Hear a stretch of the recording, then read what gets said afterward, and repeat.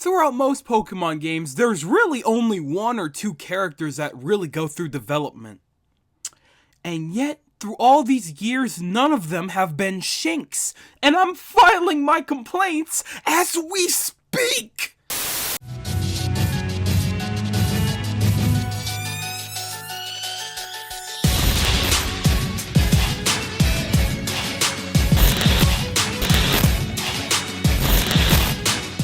Alright, so what is up y'all? Soul here, and welcome back to my story mode. So as you can tell from the title of this video, we're going to be talking about something a little different than normal. It occurred to me while writing this outline that it's very rare to me to make a video directly talking about the issue of the game. Things like that normally get lumped in when talking about what the series can improve on. But usually those things are not centered. Right now, this is very centered. We're going to be talking about my problems with character development in the Pokemon series. Now personally, there's plenty of issues with the Pokemon series that I have beef with. So y'all know that I can go day and night talking about this kind of thing. So if there's any other unspoken issues that we should talk about with the Pokemon series, don't hesitate to let me know and we could talk about it in a future video. And if you like this style of video, let me know by leaving a like in the comment, cause that's through and through the best way to let me know that you guys want this kind of thing to continue. I'm down for it as long as you are. But anyhow, the last thing that I really need to say here before getting into the main meat of the video is that streams are starting this month. Obviously, anything that's Pokemon related will most likely be streamed right here on the main channel. Anything that may not be Pokemon related will most likely be streamed on Twitch. From now on, I'll most likely leave my Twitch page in the description, so if you want to go follow that for non-Pokemon content, go right ahead. We'll probably have plenty of fun playing the many different games that are coming out this year. I guess that just about does it for anything that's not related to the topic. Why don't we start getting into the main meat of the video? Let's start talking about the character development problem in Pokemon. Let's start off with the fact that this has always been an issue. Now when we're talking about Gen 1, it is very fair that it didn't have very much of a story. For games during that time, the story was never nearly as crucial. For that era, nothing was more important than the gameplay and getting the players focused and invested in that. Hence why the only character with a real personality in that game besides maybe the gym leaders in Giovanni was Blue, your rival. From day one of meeting that cocky little snob, we learned very fast that he had somewhat of a god complex. From the first minute of getting a Pokemon, he thought that he would be unstoppable. And you know what? I'll give credit where credit's due. He did an amazing job of motivating the player. Us as younger kids, meeting somebody that acted that way towards us, we really wanted to knock his ass down a couple of pegs. So when finally reaching the end of the game, nothing was more satisfying than mopping the floor with his face through and through with our team. So when I say I appreciate Blue, I say that because he definitely did his job in motivating us to play the game. Now as far as Blue as a character, I gotta say, from what it seems like, a majority of his development happened a lot more off screen. By the end of the game, he had made it to the end of the league before you did, and so therefore he was still acting like a big cocky asshat. Him losing there was the first tidbit of development that he actually had. It was right then and there that he finally questioned why he lost. Up to that point, he would just blame it on his Pokemon or tell you that he was just going easy on you. That final battle was what really put the nail in the coffin for him and made him realize that it might not be the problem of his Pokemon, but a problem internally. Which is kinda great, you know? Even if it's a small step, it's still a little bit of development. But my thing is, why did it happen so late? By around the 5th or 6th gym badge, he should already have questioned something like that. Why is it that I can't beat you? What's the problem here? Why is this not changing? And I do kind of get it. On one hand, he was able to beat a lot of trainers, and by that point, he had probably fought just as many, if not more trainers than you, and beaten them. So I'm not gonna sit here and say that his cockiness isn't unearned. But I think something like that happening more in the middle would make it a lot more interesting to watch him develop as a character. To watch him get frustrated and struggle after battling you. So that by the end of the game, he would finally have some kind of idea as to why it's so hard to beat you. Because when you're going through a story, it's nice to see characters develop during said story, not after it. So with him now being a staple character in the series, we've definitely seen him around in a couple of games. In Pokemon Gold or Silver, or Heart Gold or Soul Silver, we re-met him as the 8th gym leader of Kanto. And by that point, he was ready to admit when he lost or if you were good or not, which is definitely a huge step for somebody like Blue. By the time that we met up with him in 7th Gen, he seemed like much more of a bearable person, which I would definitely hope considering that he's in his 30s. But with that, we now have a rival that developed decently outside of the game. But that kinda hurts. It's like, yeah, that's cool and all, it's cool to see him I guess, but it doesn't really matter that he developed now because I'm focused on other things. He's just kinda here, it's cool to see, but he's nothing more than an Easter egg to me right now. Not that I meant for this to happen, but this kinda actually brings me to my next point, which is the fact that most character lore and development is found outside of the games, or at least specifically in Blue's case, it happens more off-screen than anything. But for my first example here, I'd actually like to focus on Iris a little bit. Now for me personally, Iris just kind of felt around when it came to 5th Gen the first time. Drayden treated her as this whiny, bratty little kid, and so therefore I didn't think much of her. Which was kind of weird to me considering that she was the 8th gym leader of the region. You gotta be pretty tough to be the 8th gym leader. I was like, hey, that's cool. You're a character that has a lot more to them than I probably even realize. I'd love to learn more about you. And then Pokemon Black 2 and White 2 came around and then she was suddenly the champion. I had to take a couple of steps back because I was like, what in the hell happened here? Now looking back on it, Iris did refer to Drayden as Grandpa, so I kind of figured that he was the one training her. But bro, you kinda have to wonder what kind of training she went through to overcome Hilbert or Hilda. And for those of you who don't recognize those names, those characters are you from Pokemon Black and White. So you should know by now just how strong of a trainer that character was because they were literally you. Anyhow, putting that to the side for a bit, Iris turned out to be a pretty damn good champion. But it is very random to me. Yeah, sure, I could just sit here and assume that Drayden trained her day and night and made her a very good champion, but I feel like it takes more than just strength to become a Pokemon champion. There's a lot of things that you gotta learn. But Iris does not have anywhere near enough screen time in-game to learn about her development. A lot about her character and personality we had to learn in the anime. We watched her struggle and learn alongside Silent and Ash. She developed into a pretty solid trainer and clearly, even in the anime currently, a pretty damn good champion. At the very least, we saw a lot of her development as a trainer, and I can definitely appreciate that thanks to the anime. And while it does kinda suck that we didn't get to learn too much about how she became a champion, it is nice to see her again after so long.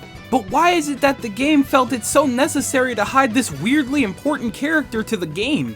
Just sit there and imagine for a second how much of a lovable character Iris would be if we actually saw her grow and develop from this whiny brat to a champion. And this is coming from someone solely who plays the games, cause guess what? Not everybody that plays the games also watched the anime too. So they probably went in and out thinking absolutely nothing of Iris. And I gotta say, that's pretty damn unfortunate because the game certainly seems to care a tidbit about Iris. And now what are we left with? A character with a ton of potential absolutely wasted. And absolutely nothing is going to be done about that because characters from previous games only show up to bully our nostalgia. Isn't that just so interesting? They know that the older players are playing because they wouldn't throw in old characters like that unless we were. Anyway, I digress. The next character that I want to focus on for this topic is actually Silver from Gen 2. Now on one hand, I will completely admit he is a better version of Blue. Silver was actually one of the most interesting parts about Gen 2. Dude waltzed up, broke into a lab, and stole Pokemon. That is a very interesting start. He grabbed your attention from minute 1 and kept up the whole I'm gonna be better than you no matter what thing, and it definitely motivated the player a lot, if not more so than what Blue did. So as a rival, I can definitely appreciate Silver, especially because he did exactly what I was talking about earlier in this video. After a couple of losses, he actually did question why he was losing so bad and why he needed to get better. Okay, awesome, that's super dope and all. Why would you run with something so simple when he has so much potential for a completely different storyline that could really add to his character? Now hear me out for a second. If for whatever reason you didn't know this already, Silver is Giovanni's son. Now anybody that's sitting there hearing that for the first time is probably thinking, whoa, the son of Team Rocket's original leader, kid must have some serious baggage. I wonder how he got through that. You know what's crazy is we've had Gen 2 for over 2 decades now and we still barely know. And you know what's crazy is we only got that confirmation from the manga. Yep, you heard me right, not the games, the manga. So now somebody's asking, okay, well what did he do during the story? Absolutely nothing.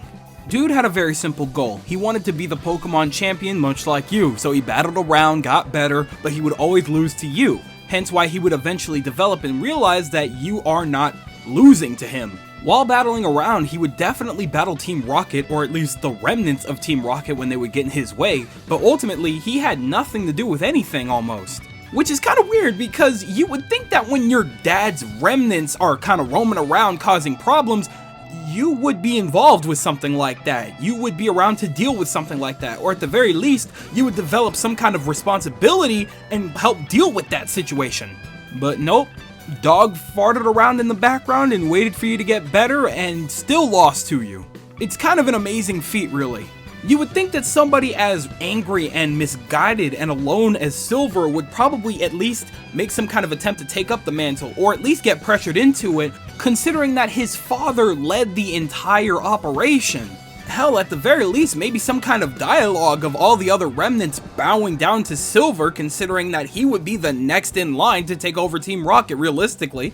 But no, instead we got a super vague conversation between Giovanni and Silver that didn't even take place during the main game. It was part of an event that I don't even think is available anymore. Whatever the case may be, there's definitely a lot of information out there about Silver and Giovanni and their relationship and things like that, but they're definitely not available in the games, and that kinda sucks. It really sucks because I believe that Silver had the potential to be the best rival of all time. Taking over Team Rocket and utilizing the power of either Lugia or Ho-Oh to battle you and take you down would be something of legend. It would also fix a lot of the problems that I have with 2nd Gen's story, but no, they just threw it to the wind. They added that information in there and just did nothing with it in the game, and that doesn't make any sense to me. Long story short, it's just super unfortunate that they didn't decide to add a lot more of this information into the game itself and actually do something with it to develop Silver's character. As one of the very few memorable characters in that game, he had the potential to turn the entire situation around, and yet, nothing happened with that. And you know, I gotta say, that kinda sucks. I could talk about that all day, but we gotta move on here. My next point is that there's simply not enough screen time for other characters. I think that the primary reason for that is because Pokemon doesn't really work like a typical JRPG. In most JRPGs, when you travel, you have a party of about 6 or so. You're traveling around with them, you can switch them out at your leisure, but you have a story that you're following with these other characters that get involved with you. On the other hand, when it comes to Pokemon, 95% of the time you are traveling by yourself, and when I say that, I mean that you don't have human companions, only your Pokemon. And I can't argue that, it makes a lot of sense. You don't need a party of people when you have a party of Pokemon that you battle with. So unless they were planning to make every single battle in the game a double battle, that would not make much sense. But because of the way that this operates, that kind of sacrifices the chance of other characters having some kind of screen time. Instead of seeing them interact with people and go through different situations alongside them, they go through a lot on their own, they meet up with you down the line, you catch up a little bit, maybe you battle, and then they go about their business. And then we don't see them again for another solid quarter of the game. Now I think that they tried to somewhat fix that in Gen 6, but I think that we can all agree that did not fix anything. Instead of one rival, we got like 4, and they weren't even rivals, they considered us friends or equals, and I can't believe they would put themselves on my level. Simply put, not even one of those characters added anything even remotely interesting to that story. It also showed us that traveling alongside people in Pokemon would be very difficult. But what's crazy is, I still don't think that that's impossible to do. In fact, I kinda want them to try again and do a better job of letting us travel alongside people that we could learn about while they're with us. Or at the very least, have us travel alongside a character with actual backstory and let us see them often enough to see them actually grow and develop. Cause I gotta admit to you, I'm a little tired of having these characters that we just kind of know, we see them every now and again, and then they develop some random goal. Just recently in this previous set of games, your rival, Hop, decided to become a Pokemon researcher. Now can somebody tell me or explain to me why that happened? We need to keep in mind that this kid was the younger brother of the champion, who was his inspiration for his entire life. So how, in the case of this very short journey, did he decide to change his entire life direction so easily? Is it really because he lost to me one final time during the championship battles? That's not really a strong enough reason for me. I feel like there was something off screen that inspired him to do that, but we'll never know what it was. They don't show us anything. They didn't even tell us when he got his Wooloo, but we know that he's had it for a long time. He could have become a Pokemon trainer way earlier. It just simply doesn't make sense to me. My next point here is that they probably create way too many characters that even they know what to do with half the time. Reutilizing Gen 6 as an example yet again, they gave us an abundance of quote-unquote friends that could literally not have been there and it would have made little to no difference. I couldn't even give you a character's name, let alone their backstory. I'm not even really sure that any of them have any, which makes me question why they were even developed in the first place. Now 7th gen I can definitely respect. They did a couple of things right. Even though they gave us a lot of characters like Gladion, Lily, Hop, Team Skull, and the Aether Foundation, they didn't do a bad job. Gladion and Lily actually had some of the most solid development in the series itself to date. And fun fact about me, Guzma is one of my favorite characters in the entire series. I love that man. He didn't even really do much, I just like him. My problem is that we went right back to an abundance of characters that does absolutely nothing. We had Bede, Marnie, Hop, Sonia. Hell, and you know what, I'll even say it, Magnolia. Hell, with Kukui around so much in the last game, I thought that we were getting a little bit better with the presence of Pokemon professors. But no, we were left with characters yet again that don't really add much of anything to the story. Hop just does what any friendly rival does, he's nothing new. And then we have Marnie, who is the younger sister of one of the gym leaders and the leader of Team Yell. And what exactly did she do with Team Yell when the going got tough? That's right, absolutely nothing. It was left up to Pierre, for whatever reason. And then we have Bede, who arguably had just as much if not more potential than Marnie to be a decent character. I don't know who knows or forgot about this or whatever, but fact of the matter is, he is the adopted son of the main antagonist. But even with this just led to Silver Part 2. He did something stupid, got unendorsed by Rose himself, and then ended up as a gym leader. And yet again, even with Stepdaddy as the big problem in the story, Bede had absolutely nothing to do with it. Hell, Marnie was at least present for that whole situation, Bede wasn't even there. It just never adds up to me because they make so many weird connections with these characters and do absolutely nothing with those connections. They exist, but you have to do some real deep diving to figure out why they have said connections sometimes. Moving aside, this isn't even to mention all of the DLC characters that we got. For the Isle of Armor, we got Carla and Hat Guy, which we know absolutely nothing about. And then we got Peony in Crown Tundra, who is Rose's brother. I don't know who knew this or where this was read from, but I certainly didn't know that until after I was finished with the game. Peony seems like a cool dude, and yet we didn't even get to meet him until the DLC, where nothing matters anymore. It truly just boggles my mind that they develop all these characters with all this lore and all these connections, and they sacrifice all of that potential for the sake of simplicity.